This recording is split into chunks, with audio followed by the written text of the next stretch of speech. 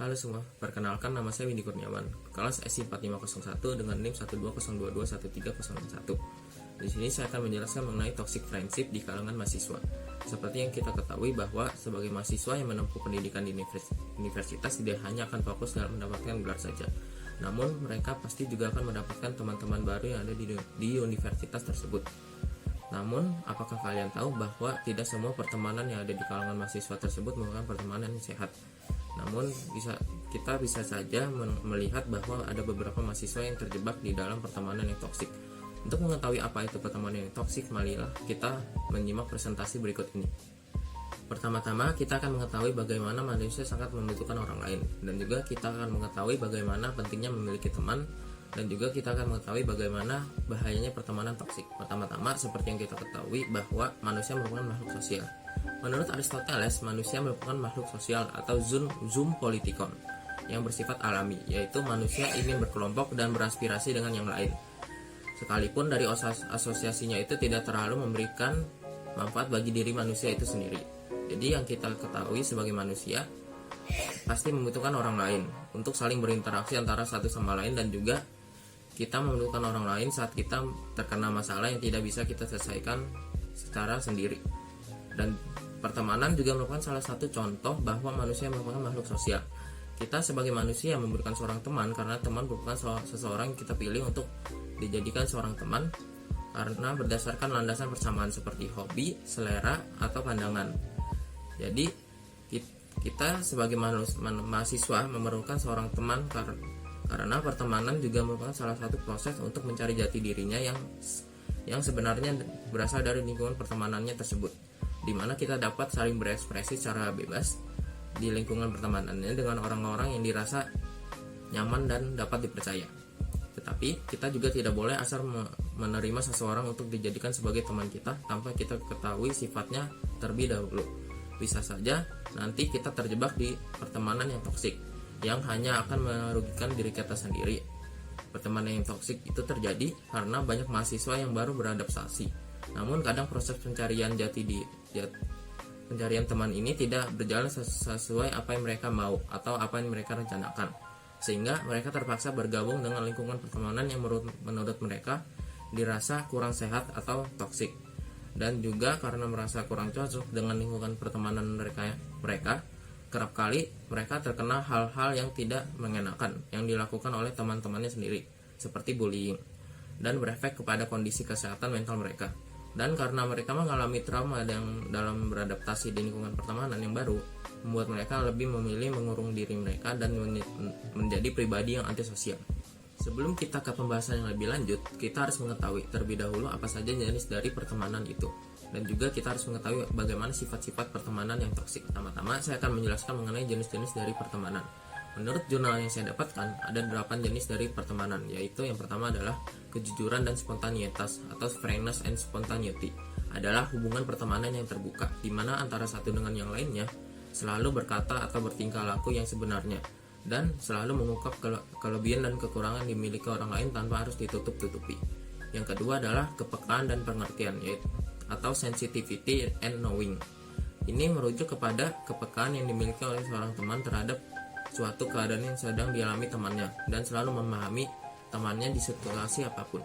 Yang kedua adalah kelekatan atau attachment, merujuk ke kedekatan yang diakibatkan oleh kecocokan yang dimiliki antar teman. Yang keempat adalah eksklusivitas atau exclusiveness, merujuk ke keunikan atau hal yang paling menonjol yang dimiliki pertemanan tersebut yang tidak dimiliki oleh orang lain. Yang kelima adalah memberi dan berbagi atau giving and sharing, merujuk ke pertemanan yang selalu memberi satu sama lain dengan materi atau sekadar dukungan saja. Yang keenam adalah penerimaan dan pengorbanan atau taking and imposition, yaitu merujuk kepada selalu mengataskan kepentingan temannya terlebih dahulu dibandingkan kepentingan diri sendiri, dan juga selalu menerima segala kekurangan dan kelebihan teman-temannya. Yang ketujuh adalah kegiatan yang sama atau common activities, yaitu merujuk kepada pertemanan yang memiliki ketertarikan pada suatu aktivitas yang sama dan selalu menikmati dalam menghabiskan waktu bersama temannya saat melakukan aktivitas itu. Dan yang kedelapan adalah kepercayaan dan kesetiaan atau trust and loyalty, yang merujuk kepada suatu keadaan yang dimana teman-temannya dapat dipercaya, dan akan saling membela satu sama lain untuk kebaikan teman-teman. Dan yang kedua, saya akan memberikan beberapa sifat teman toksik yang seharusnya kita hindari. Yang pertama adalah bersikap negatif, yaitu merupakan sikap di mana pertemanan yang sering merasa bahwa hidup mereka selalu penuh dengan ketidakadilan dan selalu merasa tidak puas dengan apa yang kita lakukan, bahkan tidak jarang mereka selalu mengkritik apapun yang kita lakukan. Yang kedua adalah memunculkan drama, yaitu merupakan sikap pertemanan yang toksik, selalu memunculkan drama baik dengan kita maupun dengan orang lain di sekitar kita. Yang ketiga adalah selalu membicarakan tentang dirinya, merupakan sikap pertemanan yang dimana mereka selalu mementingkan diri mereka sendiri atau selalu mencoba menjadi pusat perhatian daripada teman-teman yang lain dan selalu bersikap tidak peduli dengan teman-temannya juga. Yang keempat adalah selalu memanfaatkan, yaitu merupakan sikap di mana teman-temanmu selalu berharap untuk mendapatkan bantuan dari kita atau orang lain. Namun jika kita atau orang lain sedang memerlukan bantuan, ia merasa tidak peduli dengan apa yang sedang ditimpa oleh kita. Yang kelima adalah menceritakan privasimu kepada orang lain. Ini merupakan sifat teman yang harus dihindari karena privasi kita bisa saja bocor ke orang lain, padahal kita sudah mempercayai kepada teman yang kita ceritakan. Yang keenam adalah ingin selalu dipahami tanpa ingin memahami. Teman yang memiliki sifat seperti ini biasanya akan selalu minta untuk dipahami tentang keadaannya, dan kita harus berinisiatif untuk menanyakan terlebih dahulu tentang keadaan dirinya. Namun jika keadaan tersebut dibalik, mungkin saja dia tidak akan peduli terhadap keadaan kita. Yang ketujuh adalah memanipulasi dan mengkritik. Sifat seperti ini biasanya akan selalu tidak ingin kalah dari kita, sehingga dia akan selalu memberikan kritik negatif kepada kita dan dipaksa harus menuruti saran yang dia berikan kepada kita. Setelah kita mengetahui jenis-jenis pertemanan dan juga mengetahui sifat-sifat pertemanan toksik yang harus kita hindari, kita jadi mengetahui bahwa walaupun kita terlahir sebagai makhluk sosial, kita tidak boleh menerima sembarangan orang untuk masuk ke dalam kehidupan kita, dan juga apalagi menjadi sebagai teman kita. Kita sebagai mahasiswa juga harus pintar dalam memilih teman. Dengan cara kita harus mengetahui sifat sebenarnya dari seorang teman tersebut. Jika sifat sebenarnya seorang teman tersebut tidak merugikan kita, maka kita beruntung mendapatkan teman yang baik. Tetapi jika sifat teman kita hanya ingin memanfaatkan kita saja, maka bisa saja kita sedang terjebak ke dalam pertemanan yang toksik. Pertemanan yang toksik merupakan hubungan yang tidak sehat sama sekali, karena mereka ingin berteman dengan kita karena hanya selalu ingin diuntungkan, dan mereka akan melakukan apa saja untuk mendapatkan keuntungan tersebut, bahkan sampai ingin merugikan orang lain juga. Pertemanan yang toksik, jika kita tidak keluar dari pertemanan itu, maka bisa saja menimbulkan masalah yang lebih parah lagi. Karena bisa menimbulkan masalah ke kesehatan mental kita. Jika kesehatan mental kita sudah terganggu, maka orang tersebut biasanya akan mengalami trauma akibat dari pertemanan tersebut dan lebih memilih untuk mengurung diri dan menjadi pribadi yang antisosial. Sifat-sifat teman yang cenderung toksik itu harus kita hindari, karena alasan kita memiliki teman karena ingin menjalin sebuah hubungan yang sehat dan bersifat mutualisme atau selalu menguntungkan antara satu dengan yang lainnya.